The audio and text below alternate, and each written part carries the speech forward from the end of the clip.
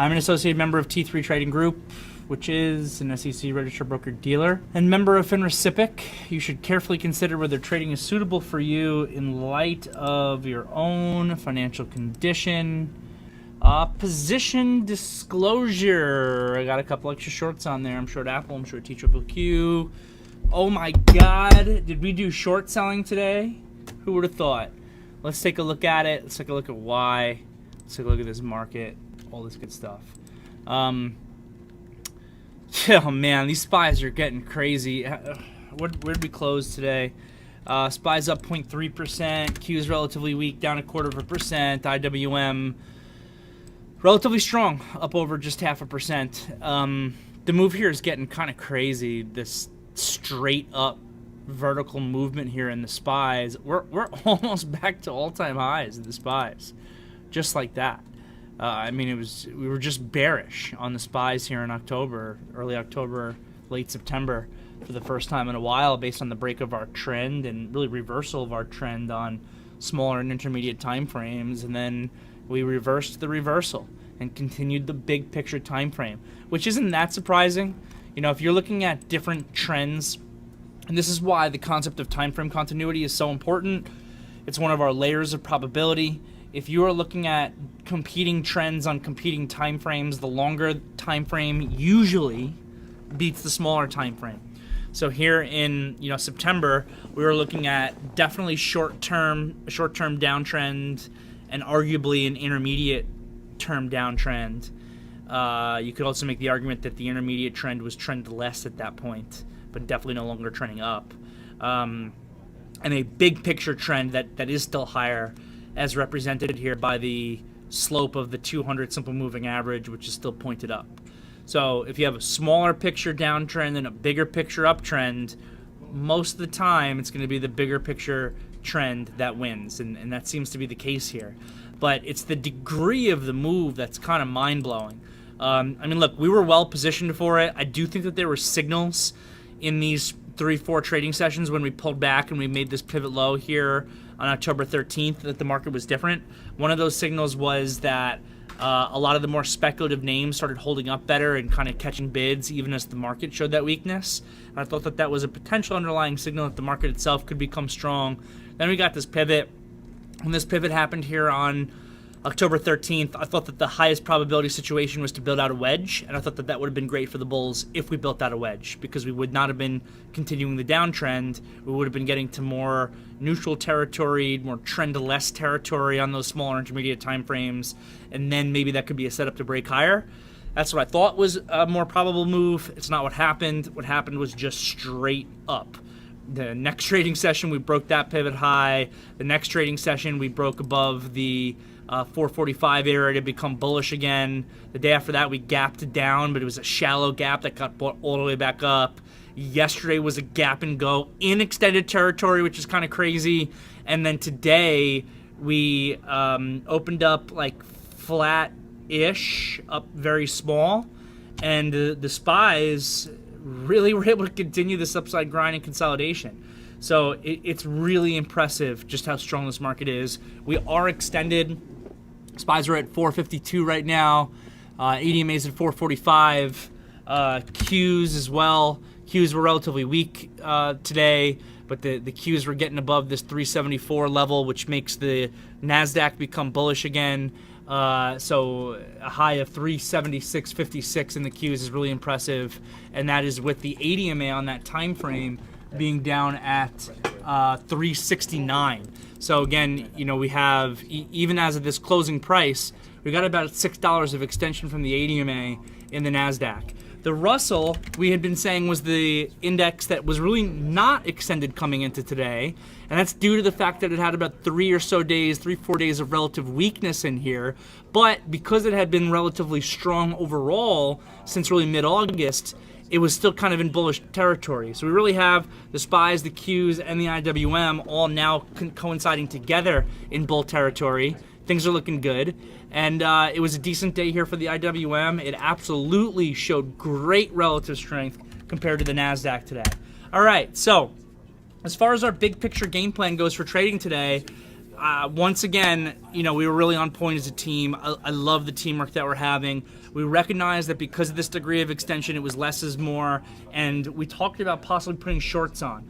Not just because of the degree of extension, but also, we look at flow, we look at sentiment. Pat has this beautiful morning note that he posts every day in the VTF. You should definitely read it. If you don't, you're missing out. He posted about 8:30 or so every day. It's got, just a whole ton of information in here every day. It tends to be all big picture type information. I read it every day. It's an important part of my research process, and I encourage you to do it as well. So we're really appreciative of Patrick's work. But a couple of things stood out. One was the short-term sentiment indicator was in the sell zone because of the degree of the move that we've had. This is the first time we've seen this in a long time. The entire summer, it hasn't even been in this red zone at all.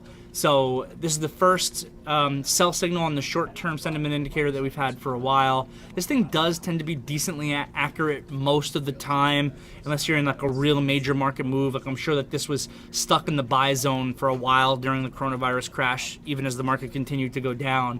But this can be a useful tool. I wouldn't just blindly short because this is in the red zone, but when you implement this with other pieces of information, it's just an extra layer of probability.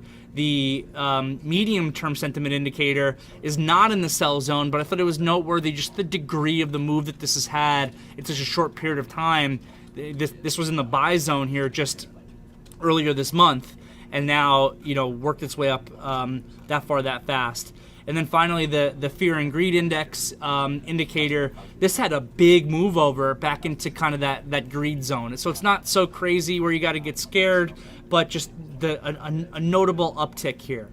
So, paying attention to that, particularly paying attention to the short-term sentiment indicator in combination with our daily chart technicals and recognizing this degree of extension, we said to ourselves, well, where can the relative weakness come from and what should we be doing from a big picture game planning perspective? And what I said in the morning meeting today, and I don't care that the SPYs were able to continue to go higher. I felt that if you were buying the SPYs, the Qs, or things that were highly correlated today, that it's an irresponsible buy. It gave us plenty of time to be able to get long things from a swing perspective that you should just be continuing to get paid on. And on a smaller time frame perspective, if you're coming in and you're buying anything that's this extended in the marketplace, it doesn't mean it can't work. And that's important to note. Can you buy stuff today and still get paid? Absolutely you could. Look at what the SPYs did. You bought the SPYs at the open, you caught a nice up move. But it's not a good risk reward, and it's definitely not a good probability of success to do that in the confines of this extension after this degree of movement. And that's what really matters, is are you putting yourself in the position to make money consistently in the long run? And I think if you're doing your buying there, that you're not. So what I really wanted to pay attention to was, based on this degree of extension, all the stuff that we just spoke about, can I actually do some short selling today? And I did, and I was able to do it, selectively. I had to be patient. It certainly wasn't easy, even with this degree of extension. But we saw, pretty early on, weakness in the NASDAQ, right?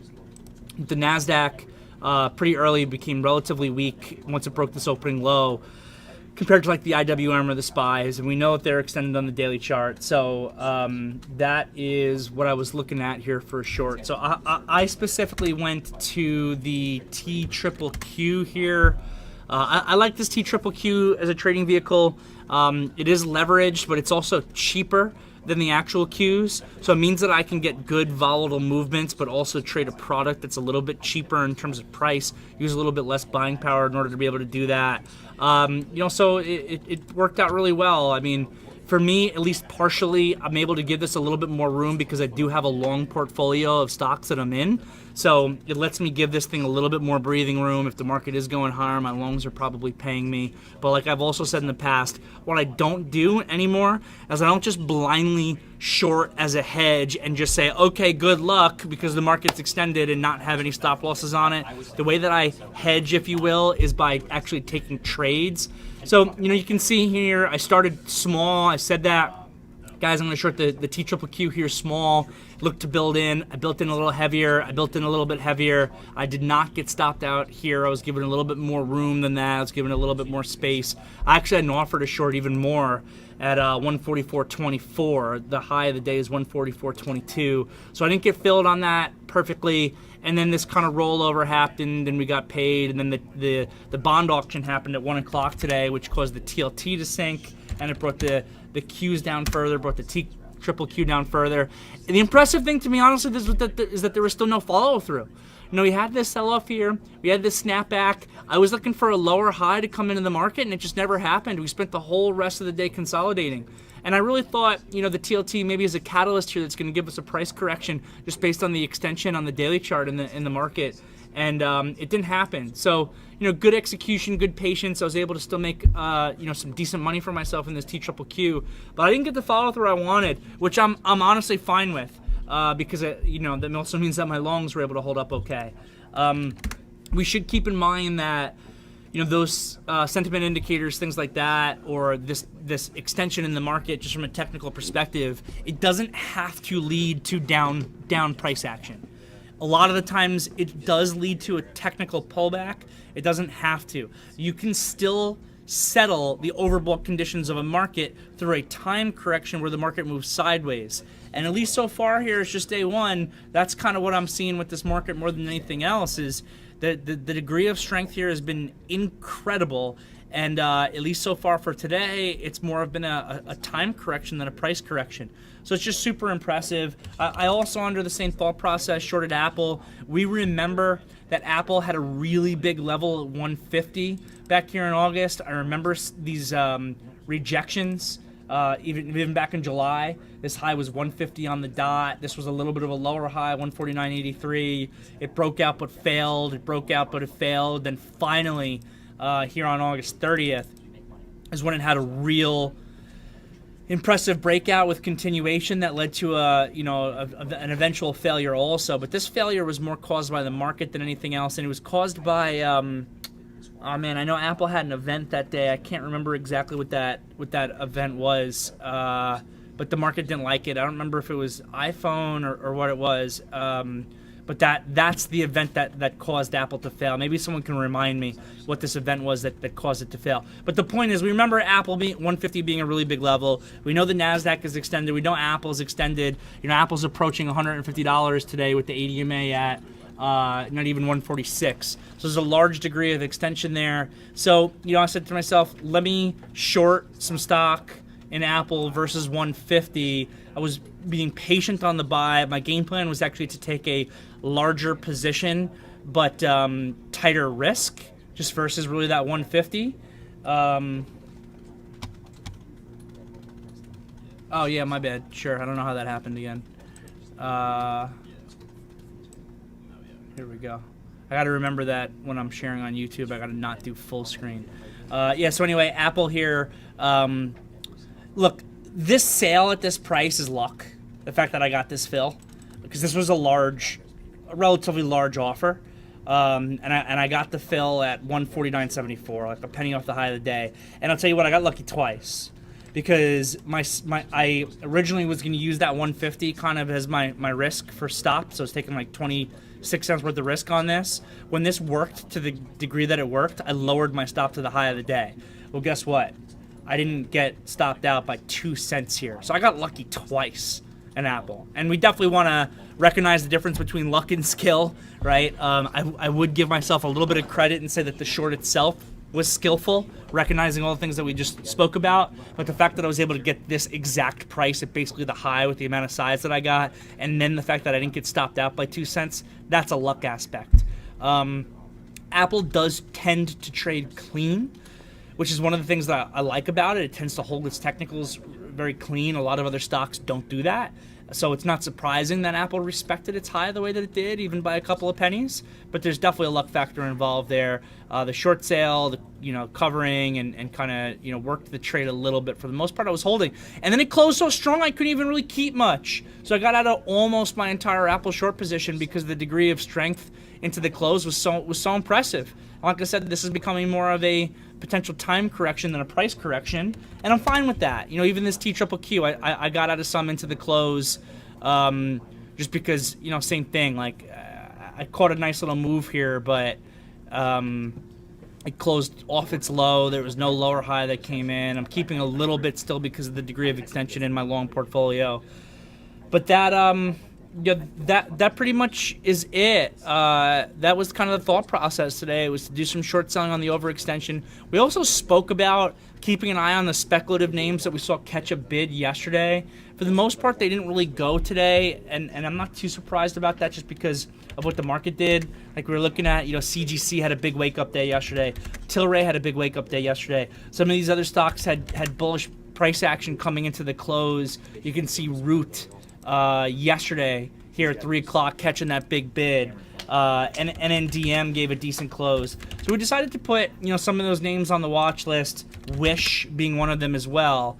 And the only one that really gave follow through was Wish. And I think it's notable though that Wish is the one that had the bullish option flow coming in. You know, we had this list of speculative names that maybe woke up yesterday that we could keep an eye on for a long stay because they were not too extended as opposed to the market that's being really extended. And for the most part, none of them really triggered too well. But Wish was the one that we saw the option flow come in. So it's not surprising that that's the one that gave the follow through kind of to the next resistance level here at $6. So I know some of you guys were involved in that, which is fantastic. And I still think we keep an eye on some of these. Like, I know Tilray had a nice little inside day today. DNA, which had a big day yesterday, had an inside day today. So I'm liking, this is exactly what we spoke about, right, in the morning meeting. Let's not buy the ones that had big days yesterday and are a little bit too extended. Let's let them reset up today, tomorrow, and they can maybe give us setups, you know, a little bit later in the week. So hopefully DNA is doing that because this is one that I do want to be involved in. You know, we had a great call out as a team here to come in and buy this on October 12th. You could have stock from under $10 and just be hanging out here at 15. Unfortunately, I don't have the position in it, even though it was my idea, I think. But you know, this thing has potential to move higher, and there's a good possibility of a reset up there. All right, I'm going to answer questions. I just want to make note, I have a hard cutoff of 5 o'clock today. So 5 o'clock today is a hard cutoff. I will do as many questions as I can. Hopefully we get through all of them, but if I don't get through all of them, I have to stop at 5 o'clock, and maybe we could try to answer the question tomorrow. All right, so I'm scrolling back up here into the VTF.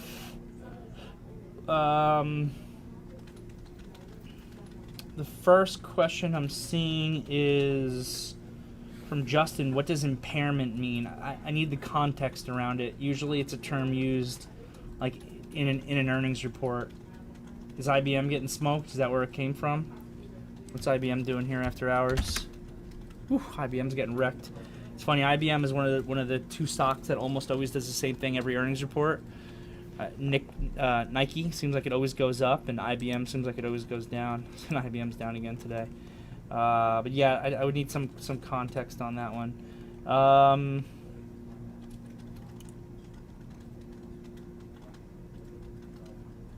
Scrolling through. Yeah, Coin had a sick day today. You know, it does trade with a correlation to crypto. I don't think it should, but it does. And just a huge 5-day move here in Coinbase. I still hate the company. But as far as your technicals go, this thing's in outer space. It's cleared your resistance levels. The only problem with Coinbase at this point is it's too extended. So just wait for it.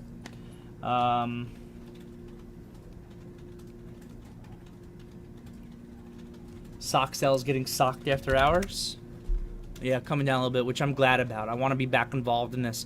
I was in sock sell from this day here, I think from the 14th.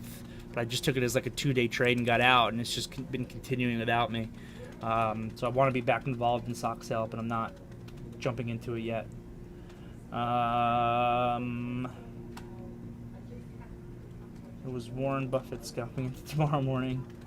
Oh, that was when, right, thanks guys. I asked if someone could remind me what the news event was that Apple sold off on. I couldn't remember, but it's when they lost the trial to Epic Games. That's what sunk the stock there a bit. Damien asking about CHPT. Yeah, so CHPT was the trade of the day for yesterday. So hopefully you're still in it from yesterday. I don't think there was anything to do today, and it's basically a perfect inside day to the penny on the upside. So I think you could watch CHPT for continuation tomorrow after today's rest. That's exactly what we want after our big day ones, is rest to set up for continuation. So CHPT is looking really solid. Let's keep it on the watch list. Rich is letting us know that Wish, which we spoke about today as a trade, is also having an inside week and up. So that's notable as well. Thanks for that, Rich. Next here is from B. Henry. Can you talk a little bit about VWAP? I noticed you don't have it. There were a lot of stocks under it today. Do I need to be real concerned about it? I know you said keep it simple. Sure, I can talk a little bit about VWAP. I have no issue with people who use it. Many traders on the team use it. I know Pat, I believe, uses it. I don't use it. I don't use VWAP. So, VWAP, what does it stand for? Volume weighted average price. VWAP is particularly important to sales traders. If you're an execution trader for a company, I know that Josh was even talking about an execution trader he knows who was buying on the VWAP yesterday. Earlier he was talking about it.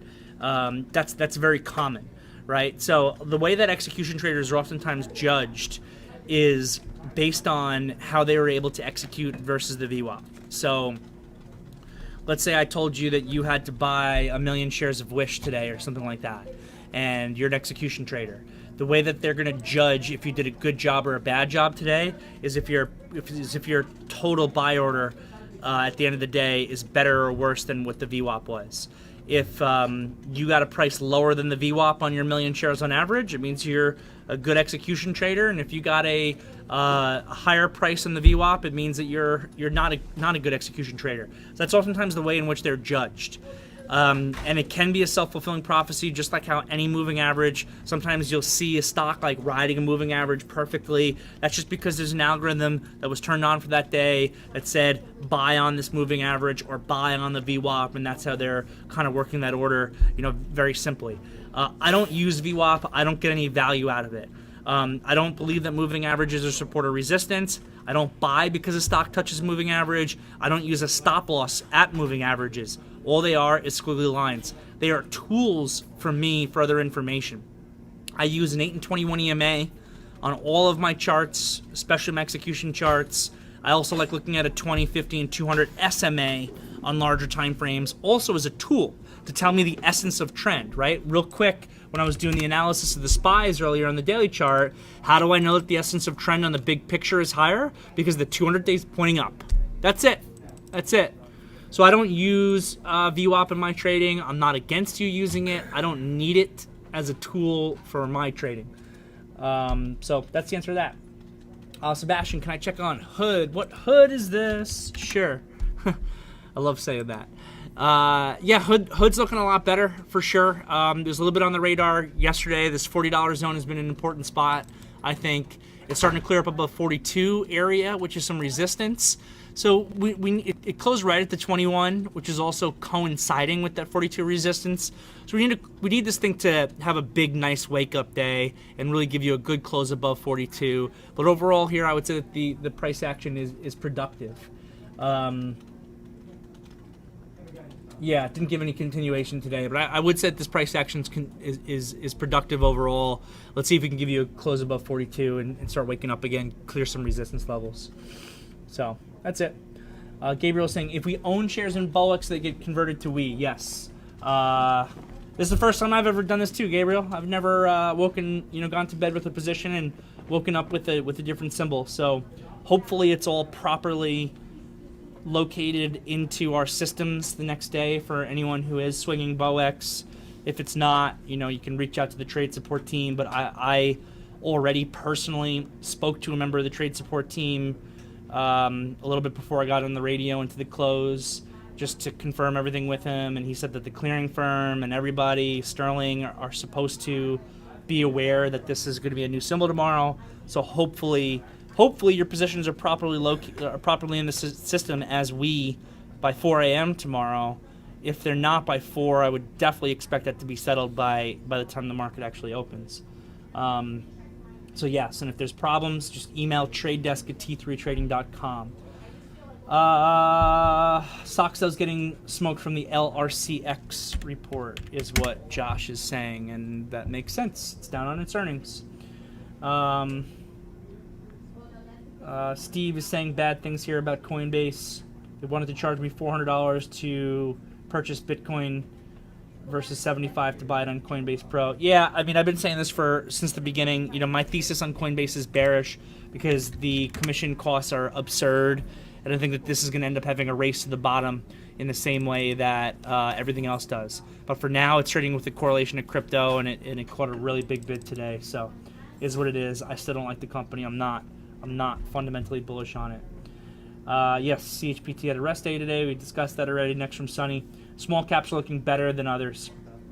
Fuel Cell, Jumai, QS. I agree. I don't buy positions into the close like that for tomorrow. But we want to be these names are on the radar, and we want to be paying attention to them for setups. This Fuel Cell now, 2 inside days in a row. This thing is now setting up for tomorrow's trading session, so we can watch that. I mentioned DNA setting up. I mentioned Tilray potentially setting up. QS also setting up. So there's a bunch of these names that are looking good here that we can be looking at tomorrow, especially as the market was able to rest a little bit today. We posted in the chat in real time. Wish when Jerry posted that it was waking up as it moved through the prior day high of 509. Yeah, for sure. Great communication here from the team. Jerry's been coming through with good ideas. Rich, you've always got great questions. Loving what we're doing here. Loving it. Absolutely loving it. I think I'm missing many opportunities if I wait for it. I'm only intraday 1 to 2 contracts. I'm sure that's a follow-up on what you said to me earlier. Oh, you were asking about VWAP. This is from B. Henry. Yeah, I mean, I'm struggling a little bit to understand your question, but basically what I would say is broadly, you want to focus on anticipating moves prior to their happening and not reacting to moves after they occur.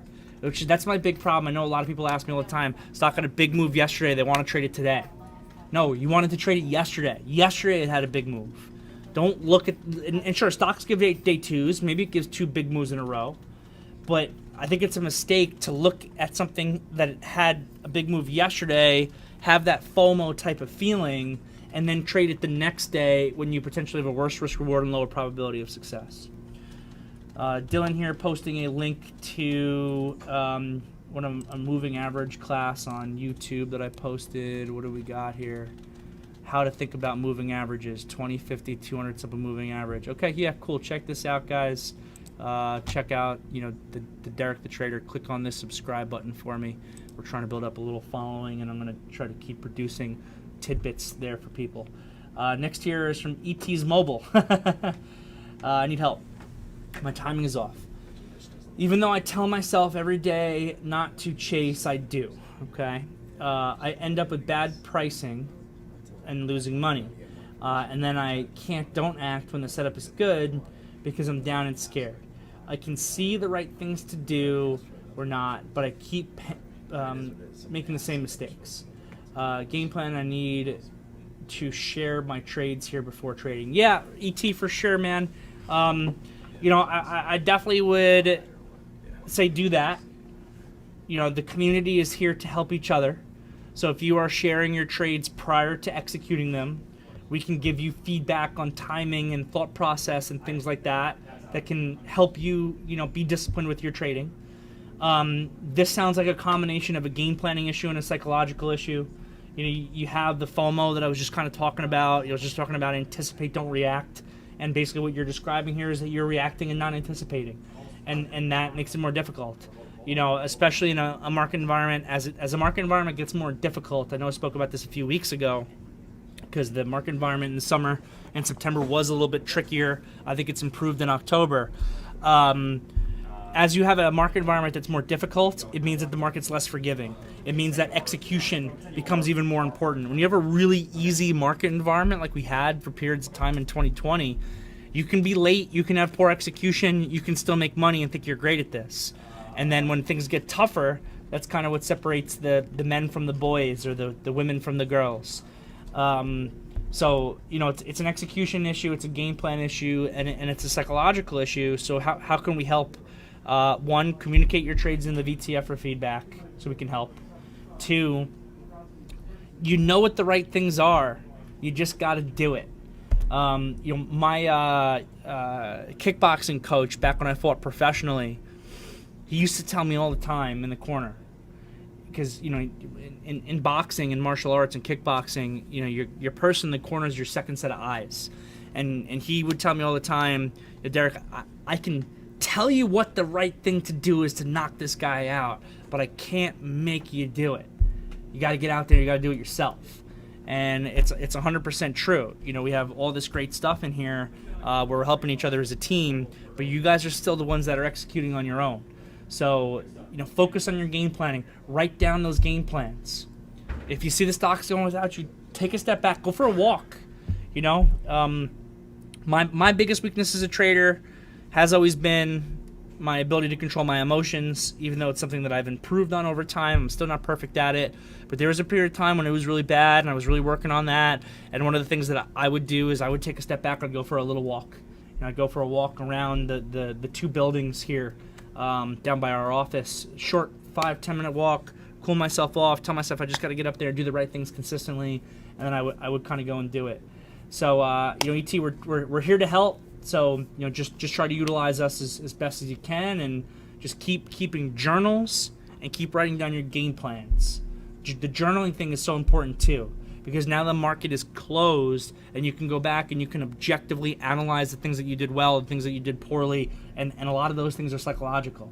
So that's it. So keep it up. Thanks, Mike. Scrolling through here. Next from Sebastian. Can you explain how to enter or what to look for in order to enter an opening trade that you miss in the first minutes? All right. It's one of those things where the first answer I got for you is not the answer that anybody ever wants. Don't miss it. That's the first answer I got for you. With that said, we all miss them, right? I miss things that are on my radar, unfortunately, all the time. Because I've got usually a big radar of new things I'm looking at for that day, and I'm also oftentimes, you know, managing 10 to 25 swing positions that are all having their craziest movements right as the market is actually opened. So the best thing to do is definitely just to not miss them. After that, it becomes more tricky. You know, you got to ask yourself, am I still able? Did I miss it entirely? In which case, you got to move on, and that happens to me a lot. It's like, all right, I missed that opening move. I'm not chasing this at this terrible price. I hope people in the VTF caught it, because I didn't, and I'm just going to move on from this one. That certainly happens. Another situation is that you can watch for a new reset up, like a bull flag coming in. You get the momentum move and it flags out. The flag can be a new trade, a new execution for you. Or sometimes you get that huge initial momentum move and it has a pullback, and if the risk is appropriate on that pullback, you can pay up a little bit more risk-wise than you originally wanted to with a little bit less stock. The danger in doing that, and I do that myself sometimes, but I got to really love it in order to do that. The danger of doing that is if the trade fails, you're going to lose money on a trade that you shouldn't lose money in. Because if you executed well, and this goes back to ET's question about having good execution, if you executed well, then you caught the move. You already sold some. You already booked some profit. You already covered your risk. Now the trade fails. You know, we never want our trades to fail, but it's no big deal at that point. You're not going to lose money. If you miss the opening move, you're buying that pullback. You have a worse risk reward, a lower probability of success. It doesn't mean that it can't work. It broke out for a reason. It's resetting up for a reason. But if that trade does fail, you're taking a loss on something that you shouldn't be taking a loss on. And that's why execution is key. So that's what I would say to you, Sebastian. I know it's not a great answer. Don't miss it. If you do miss it, maybe you can get a pullback, or maybe you can get a new setup to come in, like a 5-minute bull flag, something like that. Next here from DJ. Hey, I'm fairly new and am trying to improve my stop placement. Great. Is there a common mistake you see new traders make with stops? I usually trade off of a 5-minute chart. No, this is a great question, DJ. These types of questions are very much encouraged. So a couple things here on stops. First of all, you want to try to choose the stop where this is from personal trading experiences, me talking personally here. You want to try to choose the stop where you know the idea is wrong, right? Oftentimes you'll see, all right, I could use this tighter technical stop, or I could use this looser technical stop. Which stop should I use? The question is, where do I know my idea is wrong? Because a lot of times that tighter technical stop, you won't know that the idea is wrong. And if you're getting stopped out, then you're going to fight the stock, and you don't want to fight stock. So I'm always wanting to use the initial stop where I know that my idea itself is wrong if I'm getting stopped out. That's one. Two, I hate, and I try to never do this, every once in a while I do because the trade really calls for it. I really don't like using a stop loss where the stop is above the ADMA on the time frame that I'm executing on. So if you're utilizing a 5-minute chart, like you're saying here, first of all, you're utilizing a 5-minute chart, definitely make sure you're still paying attention to your daily chart, to your 15-minute chart, especially that daily chart, probably the most important one. Because even if you're just trading on a 5-minute chart, the daily chart's going to dictate the probability of success in many ways. And if you're using that stop loss that's on the 5-minute chart, you really want almost always the price of the ADMA to be at least, if not greater, than the price of your stop. If it's not, you have a much higher probability of getting shaken out of a trade that then actually will work. So, so that would kind of be my first real piece of advice. Every once in a while, because there's a really big gap or it's a momentum move, you're forced to have a stop loss that's above the ADMA on your time frame, but you really don't want to have to do that because you could get shaken out. Like even I remember Baba yesterday, I know it didn't shake out, but like if Baba had broken lows right here by a little bit and then this trade still worked out, that'd be so typical. Because if you were using this opening low as your stop and the ADMA hadn't caught up to it, it's very typical you could get stopped out and then the trade still works and it's just a shakeout. But if once the ADMA catches up to that price, you have so much more confidence in that stop.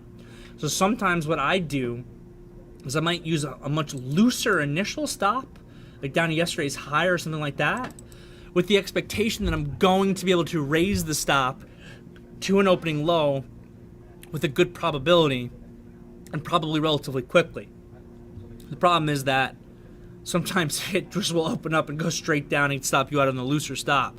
So it means you can't take as much stock as you might want to unless you're utilizing that tighter stop. You also could use multiple stops. Like you could say to yourself, you know what, I really want in this Baba, but I don't want to get shaken out because this opening low stop is so high. So I'm going to use a smaller position that I'm going to give risk down to yesterday's high, and I'll take a bigger position that I'm going to keep tighter just to this low, recognizing if I get shaken out, I still have some of my position to make money on. If I don't get shaken out, I got an even bigger position to make a lot of money on. So I hope that helps, DJ. No problem, ET. Shane here, do you see a setup tomorrow on X? It's up 3 days in a row off lows. So struggle at 2280-ish. Yeah, it's not too extended, so I would still pay attention to that area, like 2280 to 23 bucks for a breakout. Because it's 3 up days in a row, I would love for this to not break tomorrow and give a rest here. But it's also not too extended because it was coming from oversold territory pretty much 2 days ago at the lows. I like these names as a long. I like X. I like CLF. I like STLD. I know that stupid analyst just came in and downgraded the entire sector 2 days ago. Look what this STLD has done since then. I like these names. It's just a matter of the execution and the timing. Cliff 22, I like. US Steel, the level you just spoke about, I like. But I don't think I would take them short. And on the longs, I think I would just want to be a little bit more patient. So I like it. Wish set up very similar but different to AMD in the first week of October in here. Yeah, with this wake up. where the inside day triggered an inside weaken up, and there's the wake up there. Yeah, here's your inside weaken up here in AMD. Cool. Cool.